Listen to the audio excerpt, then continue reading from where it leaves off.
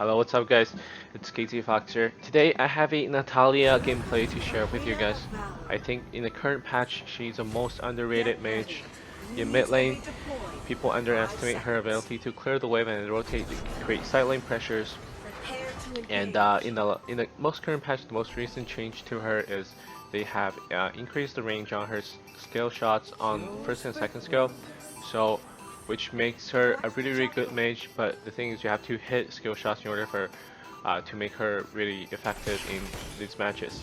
So over here we're just gonna do a normal start, but Violet decided to take my wave EXP, so which means I'm not going to get level 2 after I clear the first wave. That really sucks for us, but that's fine.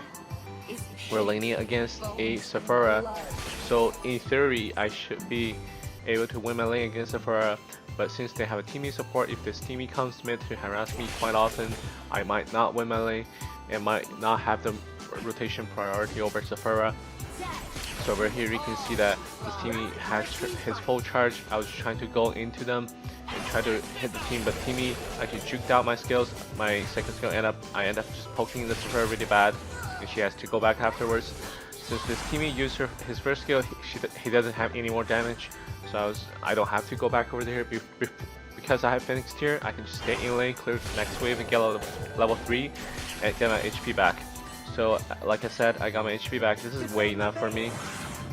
But since there's nothing happening on the map, so I just went back to base to get my full HP for the first dragon spawns. And this game I decided to go for Hermes boots because I need that. I need to rotate faster as Natalia because I can clear the wave mid wave faster than Sephora. So having Hermes boost means that I will rotate to side lanes to help my teammate first. And we have a Violet laning against a Tara on top lane, which means she really needs help to clear those waves. So that's the reason I went for Hermes select, but this is not what I usually do. I usually like to go for Gilded Greaves for that extra mage resist. So over here we cleared the mid wave, and I was able to leech that side camp EXP, so I'm able to get forward. They started dragon, but our Mina got caught out, and but we can still win this fight because they're just all quite low, and this tower isn't level 40. As you can see, this is an easy 2 kills because they're all fighting in the narrow corner over there. So we got a 3rd kill onto the Sephora, just one-shot her when she's trying to escape. They put the enemy team put themselves in a dangerous position for us to chase, and they have only one way to run away. That's what I said about the narrow corner. They can't really escape when you play in Natalia, because you can use your second skill to block them from running away. That's exactly what I did over there. So that's an easy 2 kills for me and 1 assist. So that's quite a good early game for me. And remember that Natalia is very strong early game. You want to extend that advantage early on. And Armina hit a nice ult onto Teamy, so that even though Teamy is level 4, he can't use his ultimate to revive himself. So we're able to get a kill onto the Teamy. And now we have the priority of rotation over the map. I'm just going to pressure the mid lane even more and clear the wave and try to rotate as a 3-man mid jungle support 3-man. So I think we should definitely do dragon over here because you can't really chase Lindis in her jungle. So that's what I suggested, to just do dragon. But we had a very bad position over here.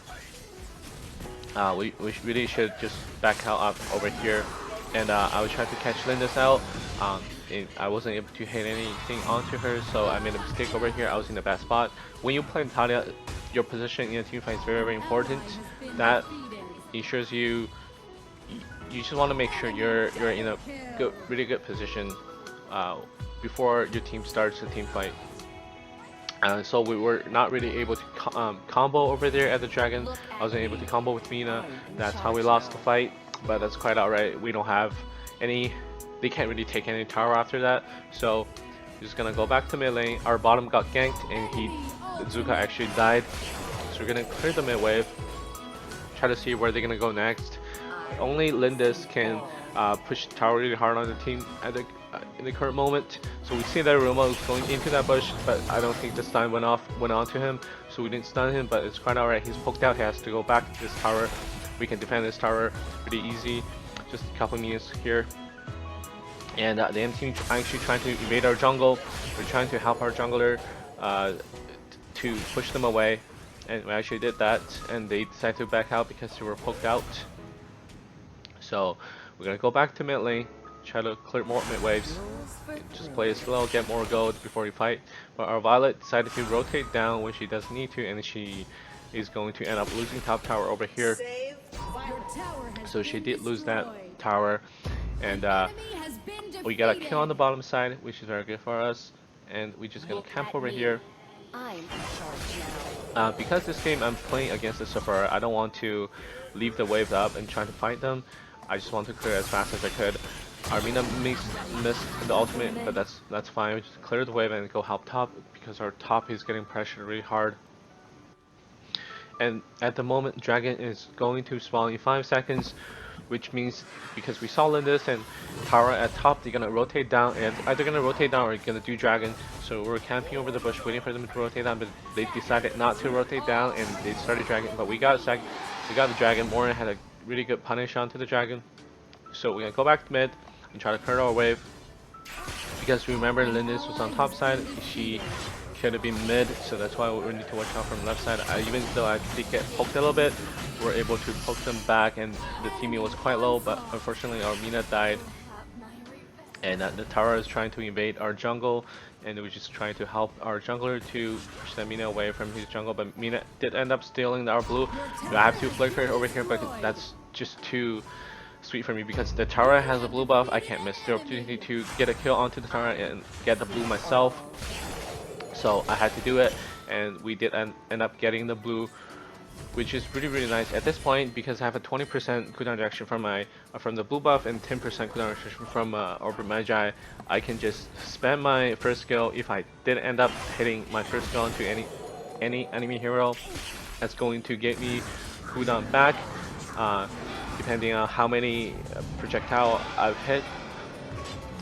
Like I said earlier, this hero is all about skill shots. Once you hit your skill shots, you're gonna make her really OP, overpowered.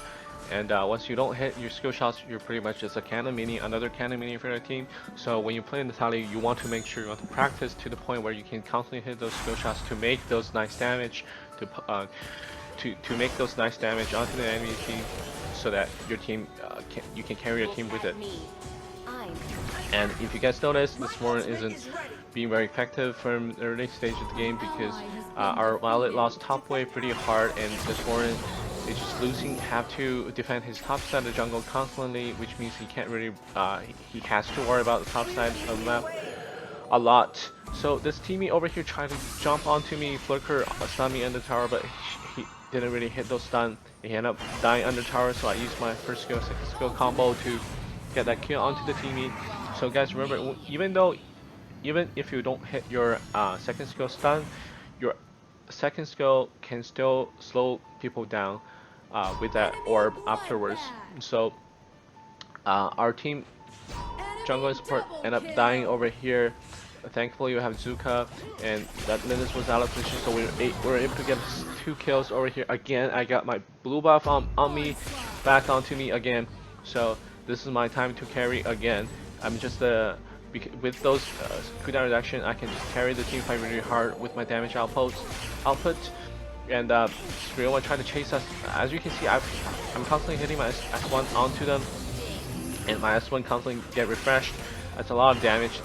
I did hit a stun onto the teammate, and teammate end up using his ultimate, and for nothing. So they just end up going away. That was a really good trade for us. I was 1v3, 2v3, and we out damaged them really hard, and our teammates decided to chase after that and got a kill onto the Ryoma.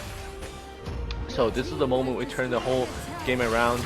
We can stop losing, and over here you can see that burst damage onto the sufferer.